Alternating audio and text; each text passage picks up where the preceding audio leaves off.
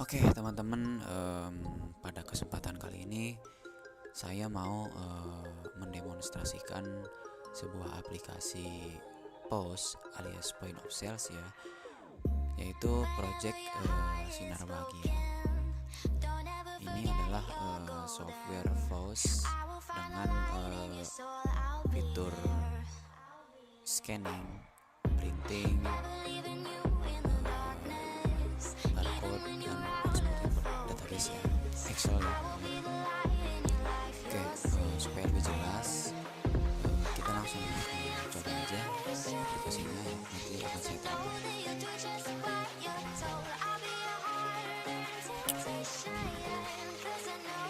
Oke, jadi ini adalah tampilan dashboardnya. Di sini bisa terlihat ada grafik terlebih ada per hari, karena hari ini kita belum transaksi, jadi di sini ada minggu ini, ada bulan ini, dan ada per tahun. Per tahun ini kelihatannya adalah per bulan-bulan, tapi dengan jelas tahun. Juga dashboardnya sangat bagus ya, untuk seorang admin bisa melihat total laba ruginya dalam bentuk grafik lebih berwarna. Oke, di atas ini adalah menu-menunya, ada transaksi, ini ada fungsi yang sangat berperan penting. Lalu ada inventory juga penting sekali, ada barang masuk dan ada data barang, ada supplier, ada retur pembeli dan retur supplier, lalu ada adjustment stock. Ini lebih ke seperti stock opening ya, mensinkronkan antara stok aktual dan stok dalam data seperti itu. Lalu ada laporan, di sini laporan ada grafik laba rugi seperti ini. Lalu ada histori transaksi, lalu ada retur penjualan dan retur supplier. Di sini juga ada menu alat. Alat di sini lebih ke toolsnya ya, buat barcode, ekspor dan import database. Lalu ada manage account. Lalu menu terakhir adalah menu keluar aplikasi. Oke, menunya cukup standar di sini. Saya buat ke standar universalnya. Jadi kebanyakan toko itu menggunakan menu ini seperti itu. Ini adalah menu standar yang saya buat. Nah, untuk menu atau fungsi yang tidak ada di aplikasi ini, itu nanti akan masuk ke customization, project customization. Berbeda lagi nanti kasusnya. Oke, di sini akan saya bahas dari menu transaksi terlebih dahulu. Ini adalah transaksi ya, suatu fungsi yang sangat vital dalam program POS. Jadi kalau nggak ada menu ini, kita nggak bisa ngejual barang ya. Nah, di sini fitur yang saya pakai adalah barcode scanner. Lalu yang kedua adalah cash drawer alias laci uang ya, seperti di minimarket atau di supermarket. Lalu yang ketiga adalah printer, nanti untuk mencetak notanya. Printer yang saya pakai adalah printer thermal Epson yang 80 mm ya. Kenapa harus printer yang itu? Karena printer thermal itu sangat bagus untuk penjualan ya.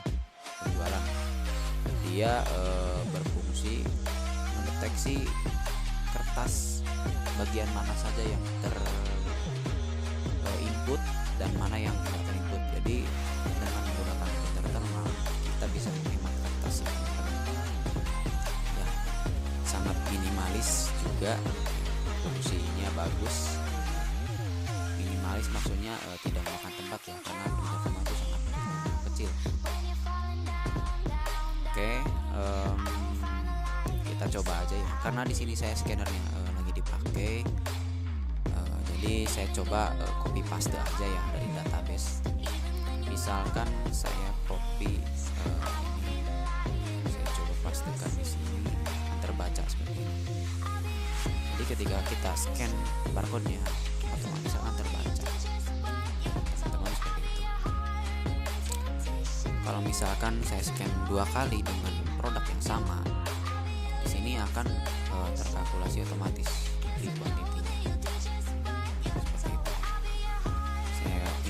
berapa kali pun akan terinput otomatis di sini akan bertambah sesuai dengan kuantiti yang kita inputkan. Di sini juga saya kasih fitur ubah kuantiti dari awal ya, unit juga saya sediakan supaya si user bisa memilih nih cara cepatnya mau yang seperti apa mau scan dulu semuanya baru dirubah di sini ya, atau kita rubah dulu kuantiti sama unitnya lalu kita scan, nanti tinggal print aja seperti itu. Jadi saya mempunyai dua flow di sini, nanti tinggal si usernya aja enaknya flow yang mana yang mengarahnya. Saya contohkan jika kita pakai flow yang ubah dulu, kita bisa ubah dulu di sini. Unitnya pieces misalnya kita coba input tambahkan. Nah di sini akan berubah menjadi 11 ya teman-teman. Kalau beda unit gimana? Ya kita coba kita masukkan misalkan 2 kuantitinya, unitnya lusin ya. Kita coba. Nah di sini dia walaupun barangnya sama, tapi karena unitnya beda, kita pisahkan ya. Demi apa? Demi kerapihan, supaya dapat terbaca jelas ya. Kalau misalkan kita beli 10 lusin nih, kita kalkulasikan ke pieces kan di sini mungkin ratusan ya. Jadi itu sangat susah ya, sangat susah kita untuk mengecek ulang juga. Masa aqua botol 1 dus ya, misalkan 1 dus kita pieceskan kan mungkin. Jadi lebih baik seperti ini, lebih rapi. Lalu apalagi ya, mungkin seperti itu ya fiturnya. Saya sesuaikan ada 2 flow. Lalu kita tinggal mencoba melakukan print. Bagaimana caranya? Kita lihat di sini, kita udah fokus di menu bayar dengan navigasi yang udah saya tuliskan di sini. Ini tinggal diikuti. Nah di menu bayar ini kita tinggal lihat nih subtotalnya berapa. Misalkan subtotalnya ada 314.000. Lalu uang cash kita ada. Di sini udah jelas ya. Kembaliannya sekitar 36.000 rupiah. Kita tekan enter di sini, ini akan nge-print ya. Karena printernya juga lagi dipakai ya, belum lagi dipakai mungkin di sini nanti akan ada error ya. Error printernya nggak ada maksudnya seperti itu. Fungsi print udah berjalan ya, udah berjalan. Terus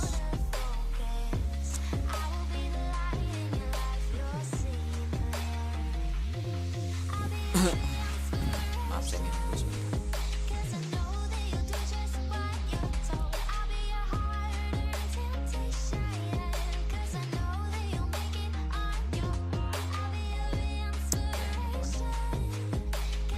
Nah di sini udah saya enter udah print ya. Di sini error ya, Canon E410 USB tidak ada. Padahal harusnya di sini thermal printer ya. Thermal printer itu rata-rata TM. Ini kenapa errornya ini Canon? Karena sebelumnya saya pakai Canon ya. Saya pakai Canon dan default printernya saya ke Canon gitu. Jadi di sini program mendeteksi default printernya, teman-teman. Iya, default printernya. Seperti itu. Nah, karena printernya sendiri juga gak ada, jadi error ya printernya. Kita cancel printing aja. Oke, jadi transaksi udah kita lakukan. Dan di sini juga di menu transaksi ini saya membuat fungsi tabbing ya, alias bisa apa ya maksudnya ya, jadi multi tab ya gitu teman-teman. Jadi ini kan transaksi nih ada 1 tab nih, kita bisa klik lagi, nah, dia akan ada 2 dan seterusnya. Ini berguna untuk mengkeep customer yang sedang belanja ya cashnya. Misalkan si A nih, customer A, dia lagi beli barang-barang udah masuk ke kasir, tapi dia mau nyari lagi barang nih, sementara ini kan belum settle, belum close nih barangnya tuh. Nah dia mau nyari lagi barang gitu kan. Nah ini di keep dulu nih. Lalu tiba-tiba customer yang B datang, dia udah mau settle gitu ya, udah mau close transaksinya. Kita tinggal klik aja tab transaksi akan muncul. Nah ini tab yang kedua ini dipakai untuk si customer yang kedua seperti itu. Nah ini tidak ada batasan, teman-teman mau berapapun bisa keluar tabnya ya. Ya kalau emang lagi harus manis kan sangat dibutuhkan seperti itu, tab-tab seperti itu sangat berguna sekali. Oke, untuk transaksi seperti itu kita bahas gitu. Di sini ada data barang masuk, ada data barang, maksudnya ini adalah penampung dari data-data barang. Untuk barang masuk sendiri ini berfungsi hanya untuk menerima barang masuk. Jadi misalkan kita udah request barang supplier atau ke siapa, lalu kita mendata barang yang masuk gitu. Nah, ini fungsinya di barang masuk. Dia akan update otomatis stoknya. Juga di sini ada fitur average dari harga ya. Case-nya di sini saya masukkan lebih ke misalkan kita udah punya HP Samsung ada 10 pieces misalkan ya. Tiba-tiba ada sales datang nawarin HP Samsung 5 pieces ya. Tentunya dengan harga yang berbeda dengan harga yang di kita gitu kan. Misalkan harga yang di kita yang udah ada itu 1 juta nih HP-nya per 1 piecesnya gitu. Tiba-tiba sales itu nawarin 5 pieces dengan harga 900.000 misalkan ya. Nah, di sini karena harganya berbeda, kita menambahkan fungsi average di sini untuk harga jualnya. Jadi seluruh total kita kalkulasi, kita bagi seperti itu. Di sini udah ada fitur ya di barang masuk. Di barang masuk ini juga saya tambahkan fitur barang baru. Ini sebenarnya lebih ke fitur di data barang ya, cuma saya sisipkan di sini supaya apa? Supaya nanti misalkan kalau pas masuk tiba-tiba ada barang baru yang belum ada di data atau di database, kita bisa input di sini juga bisa ya, tanpa kita harus masuk dulu ke data barang seperti itu. Jadi lebih ke buat update ya, sama masukkan data juga bisa ya. Ini juga saya pikir-pikir ulang sih, lumayan juga lah berfungsi di sini. Walaupun ini nggak terlalu berfungsi ya di data barang. Ini lebih ke visualisasinya saja lah. Kita mau melihat data apa aja di sini lebih lengkap, lebih rinci. Ini data buat tambah baru di sini. Untuk melihat data, lihat semua di sini. Atau mau melihat sebagian data, kita bisa cek di sini. Misalkan apa gitu ya. Di sini bisa lebih spesifik atau per brand misalkan per brand itu maksudnya per merek ya. Kita di sini misalkan OT gitu ya. Keluar yang ada OT-OT-nya, bukan OT-OT doang ya, lebih ke like spesifik ya. Lalu misalkan per suppliernya apa, PT misalkan PT keluar semua, atau ke stok nih misalkan. Ini berfungsi lebih ke opname ya sebenarnya. Enggak, kita lebih ke mencari stok yang habis. Misalkan kita inputkan 5, jadi logikanya carilah barang kurang dari atau sama 5 seperti itu ya. Jadi nggak ada ya, jadi kita coba 100. Nah, di sini ada. Jadi yang kurang dari atau sama dengan 100 adalah barang-barang ini. Tuh, ini lebih ke buat lihat stok. Nah, ini juga ada, saya masukkan lagi fitur untuk tanggal pembelian. Misalkan kita ingin mencari tahu nih tanggal sekian tuh barang apa aja nih yang dibeli gitu. Di sini udah ada gitu. Jadi lebih lengkap untuk manajemen barang itu di data barang ya. Lebih spesifiknya lebih seperti itu untuk data barang. Kalau untuk data barang masuk ini lebih ke managing data yang masuk barangnya gitu, apa aja. Bukan apa aja sih, maksudnya penginputan data aja, lebih ke update stok dan masukkan data barang baru juga bisa. Oke, seperti itu. Lalu untuk supplier ini juga hanya penambahan biasa seperti data barang, fungsinya sama ya. Hanya bedanya ini adalah supplier seperti itu. Ini masih sama. Fungsi yang saya masukkan juga masih sama ya. Di sini lihat semua ataupun cari di sini sama ya. Oke, kita untuk retur ya. Untuk retur pembeli di sini adalah ketika cash ada retur ya teman-teman. Di sini kita masukkan kode transaksi.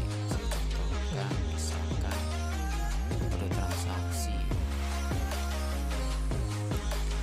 Sebenarnya saya pertama membuat retur itu saya sisipkan di nota itu ada barcode-nya ya. Tapi saya pikir-pikir nggak ada barcode juga gak apa-apa lah gitu.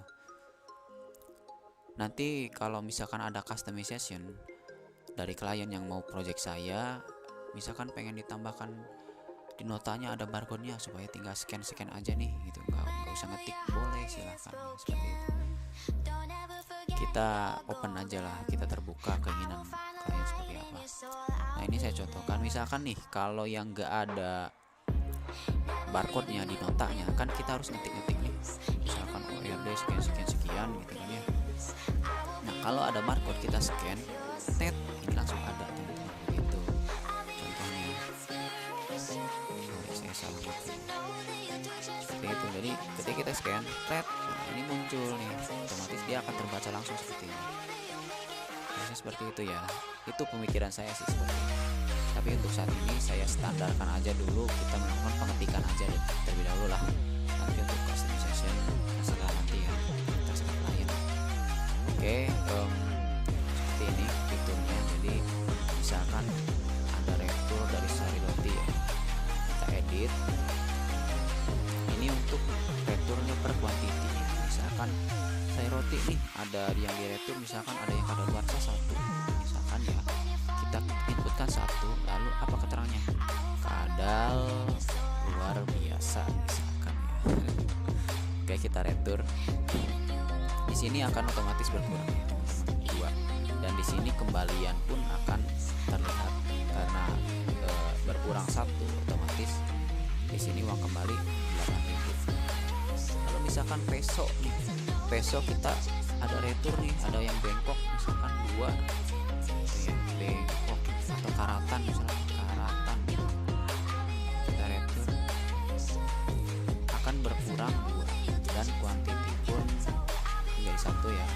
Harga jualnya ada 7.000, kalau kita jumlahkan 2 berarti 14.000 ditambah 8.000 jadi 22.000 total pengembaliannya teman-teman ya. Di sini juga udah ada print, jadi notanya, nota retur ini berbeda dengan nota transaksi ya. Jadi nota retur akan ada data returnya teman-teman. Jadi barang apa yang diretur, berapa kuantitinya, nanti uang pengembaliannya berapa, akan ada seperti itu ya. Di sini juga akan terjadi error, kenapa? Karena printernya nggak ada ya teman-teman. Mohon maaf, tapi intinya program ini nggak error ya, berjalan lancar. Ini error gara-gara printernya emang saya lagi dipakai teman saya di sebelah sana, jadi error. Kedetek printernya nggak ada. Di sini akan terjadi error, printernya tidak ada seperti itu. Saya minum sebentar.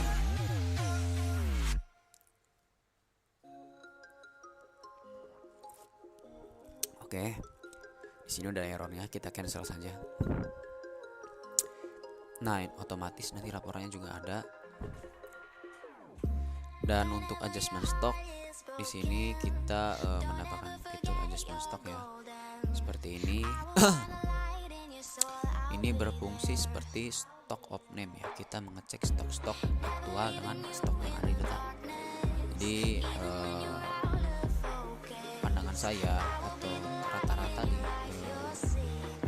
toko-toko ya, saya sediakan 2 case, langsung atau kita secara tertulis. Kalau secara tertulis kita bisa suruh karyawan untuk mendata dulu barang-barang yang ada secara aktual dengan print. Kita print pertanggal pembelian supaya nanti nggak pusing. Kalau kita cetak keseluruhan kan pusing juga gitu, sehari itu pasti nggak kelar lah. Jadi kita melakukan pertanggal pembelian saja, misalkan tanggal pembeliannya berapa, nanti kita bisa print dari tanggal pembelian itu. Nah, untuk setelah misalkan si operator itu yang disuruh sudah mendata stok aktualnya, kita akan samakan dengan catatan operator tersebut dengan klik tombol compare atau adjust. Ya. Di sini kita masukkan tanggal pembeliannya, tanggal berapa, misalkan tanggal, ya saya coba contohnya. Nah, misalkan yang ini nih, kita masukkan aktual quantity yang ditulis operator itu berapa, misalkan 300. Lalu yang ini peso misalkan ada 430 nih. Lalu yang AA ini ada 120, ini 110, terus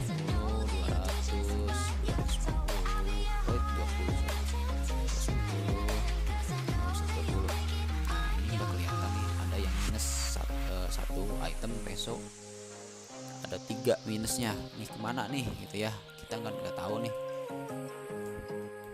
Bagaimanapun data itu nggak mau nerima barang yang nggak jelas ya.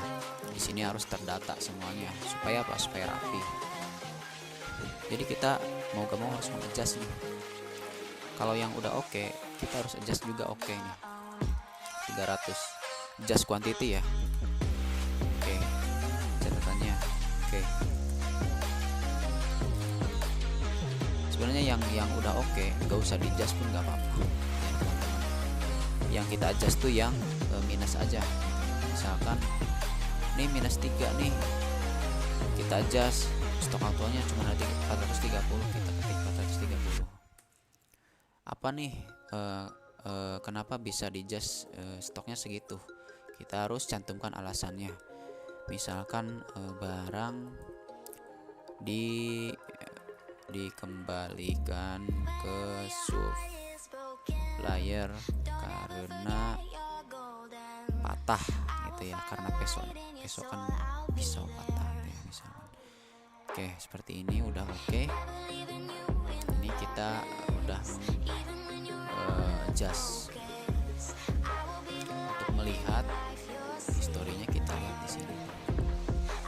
Nah, ini yang udah kita adjust karena tadi ada barang oke yang kita adjust ya. Jadi masuk ke daftar adjustment. Seperti itu teman-teman. Oke, kita lanjut ke laporan. Di sini ada grafik laba rugi ya. Tampilan pertama kali ya, dashboard ini ada grafik laba rugi. Ini hanya sebagai pemanis ya teman-teman. Tapi ini juga berguna. Kita bisa lihat di sini hari ini kita udah mentransaksikan beberapa barang ya. Dan ini totalnya. Jadi modalnya adalah 36.000 ya. Total penjualan kita sudah menjual barang itu seharga 314.000. Lalu labanya udah 277.000 sekian. Ini sudah kelihatan. Dan ini grafik per bulan hari ini atau sama aja dengan ini. Oke, ini sangat berguna sekali lah. Oke, untuk histori transaksi ini lebih ke melihat transaksi sebelumnya. Jika kita ingin melihat ya, di sini juga dilengkapi dengan data-data laba ruginya juga. Ada tren barang juga di sini. Tren 5 barang terlaris ya. Aqua botol udah terjual 82 pieces. Tuh, ini lebih ke pieces, kita itu standar unitnya adalah pieces ya. Lusin itu adalah unit kedua atau disebut sub unit. Dan ini profit yang tinggi ya, barangnya adalah yang ini. Ini saya cantumkan 5 saja ya supaya enak dilihat sini.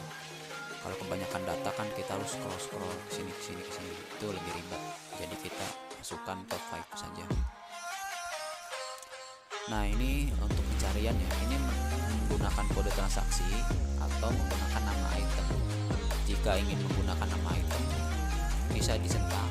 Lalu kita ketikkan namanya, misalkan kita lihat Aqua deh, Aqua. Nah, di sini muncul semua Aqua. Kenapa sih ini namanya sama semua, nggak digabungin aja gitu? Kenapa nggak digabung? Supaya lebih jelas ya teman-teman. Di sini juga Aqua ini per Aqua ini berbeda kode transaksinya ya teman-teman. Berbeda pula jumlahnya, berbeda pula data-data yang lainnya. Itu kalau kita kita gabungkan, takutnya data-data yang penting ini nggak bisa terlihat seperti itu. Ini sangat penting Pak. Data itu sangat penting kalau menurut saya teman-teman. Jangan sampai tercampur aduk. Jadi mau gak mau walaupun barangnya sama, karena mempunyai detail yang berbeda, jangan digabungkan seperti itu. Nah, ini untuk menggunakan nama ya. Kalau menggunakan kode transaksi, kita misalkan copy kode transaksinya, copy, masukkan di sini. Nah, ini adalah item-item dari kode transaksi tersebut, bisa terlihat. Oke, untuk histori transaksi mungkin seperti ini, atau dicari dengan tanggal. Di sini juga bisa, misalkan tanggal hari ini 2222. Nah, bahwa di tanggal hari ini tuh adalah dengan 2 kode transaksi yang berbeda. Ini pun unitnya berbeda. Oh mungkin ini sama ya, cuma unitnya beda. Oke, lalu kita coba retur penjualan. Ini lebih ke laporannya ya, kita sedang di menu laporan sekarang. Nah, ketikkan nama barang. Ini untuk nama barang ya, spesifikasinya, atau mungkin per tanggal retur di sini. Dan di sini juga saya sediakan trennya barang retur hari ini apa aja. Yang udah ada di retur adalah 2, sayur roti yang tadi kita coba sama peso juga ya. Oke, ketika nama barang misalkan Aqua udah ada returan 3 ya. Di sini keterangannya beda-beda. Saya nggak gabungkan juga walaupun ini datanya sama Aqua ya, tapi karena mempunyai detail yang berbeda, jadi kita nggak gabungkan karena data itu penting ya teman-teman. Misalkan returan hari ini, nah, kita bisa lihat sama ya. Ini untuk retur penjualan, untuk retur supplier sama juga seperti itu teman-teman, sama juga ya, sama fungsinya, sama view-nya juga. Jadi retur supplier itu ada payment. Kalau kita scan sama, bisa juga kita menurut nama barangnya, misalkan A atau ada yang B, C, O. Iya, karena emang saya jarang menginput data untuk retur supplier, jadi datanya masih sedikit. Oke, untuk laporan udah kita bahas. Sekarang untuk di alat ya. Untuk alat di sini saya masukkan untuk buat barcode ya. Di sini karena takutnya misalkan kita menjual baju nih, baju pakaian itu kan gak ada barcode-nya ya teman-teman. Di sini saya sediakan barcode generator untuk menghandle masalah seperti itu. Oke, barcode generator ini simple. Cara kerjanya kita tinggal cari aja barangnya. Misalkan lemon, misalkan ya. Nah ini kita double klik aja, kita pindah sini ya. Tinggal kita tekan tombol print. Di sini kita cari printernya ya. Printer apa? Saya cancel ya. Jadi intinya hanya seperti itu. Karena printernya gak ada, kita cancel aja. Lalu untuk ekspor dan import DB ini udah saya sediakan. Ini juga fitur yang sangat penting untuk data ya, apalagi misalnya kita sekarang. Di sini ada ekspor dan ada import ya. Kita bahas ekspor dulu. Di sini saya sediakan 2 slot, ada Excel dan ada SQL. Kalau Excel dia lebih ke individual ya teman-teman. Misalkan data barang, data transaksi, atau data supplier, data retur, data apa ya. Jadi lebih ke individual ya. Ini data barang yang akan kita ekspor ya. Nanti dia akan jadi Excel seperti ini contohnya.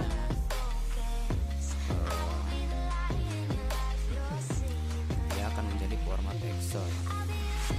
Nah seperti ini ada yang barang ini adalah data barang. Kalau yang customer ada data customer.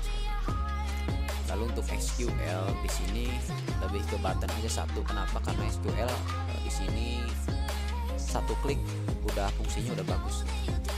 Udah langsung membackup seluruh data seperti itu. Sifatnya untuk SQL seperti itu. Untuk import di sini juga ada 2 slot, Excel dan SQL. Sama ya, untuk Excel misalkan kita cari data barang yang akan kita importkan misalkan ya. Lalu kita cari Excelnya yang mana, misalkan ini nih barang Excel. Lalu kita pilih sheetnya, sheet berapa, sheet 1 misalkan. Nah, ini kan otomatis ngeload datanya. Lalu kita tinggal klik tombol import. Sangat simpel sekali. Ini baru saya sediakan 1.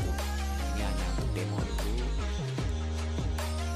Lalu untuk slot SQL nya saya juga hanya sediakan 1 button saja karena ini saya udah desain otomatis. Jadi ketika kita klik import SQL dan otomatis akan ngebaca file SQL yang ada pada folder backup. Ini ya teman-teman di sini. Ya. Ketika kita ekspor pun ini akan masuk ke folder backup. Jadi ketika kita import, dia akan ngebaca otomatis di folder tersebut. Jadi seperti itu alur pembacaannya. Nah, yang terakhir di sini ada manage akun. Manage akun ini lebih ke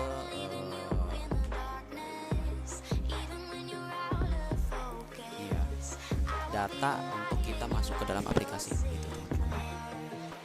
Di sini ada 3 akun, ada admin, ada kasir, ada siapalah nggak tahu. Nah, oke, jadi lebih ke manajemen akun ya. Di sini kita bisa menambahkan kasir baru atau menambahkan admin baru bisa.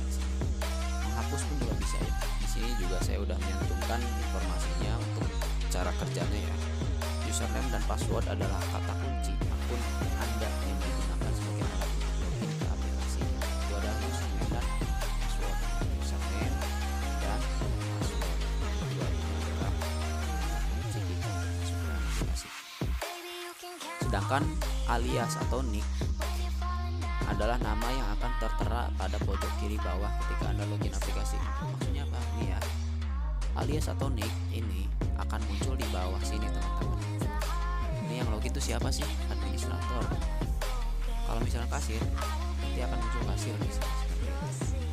Lalu level adalah hak akses Anda untuk mengoperasikan aplikasi. Ya, level itu nanti akan membatasi kita di sini. Kalau misalkan kasir, mungkin yang terbuka adalah sebagian saja gitu ya. Kalau admin di sini full terbuka semua untuk semuanya. Nanti akan saya contoh. Dan untuk menghapus data, double klik pada akun yang akan dihapus. Misalkan seperti ini. Saya double klik di kasir. Nah, data akun ini akan dihapus, yakin. Kalau kita mau menghapus, tinggal klik yes ya. Itu sangat simpel sekali. Oke, kita akan coba demokan untuk login kasir. Kita coba keluar aplikasi. Kita coba di sini masukkan kasir.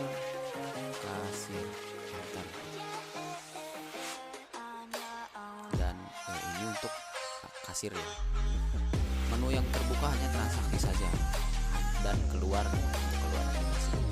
Di sini sudah terbaca kasir, levelnya kasir, terakhir wajibnya adalah hari ini jam segini. Jelas.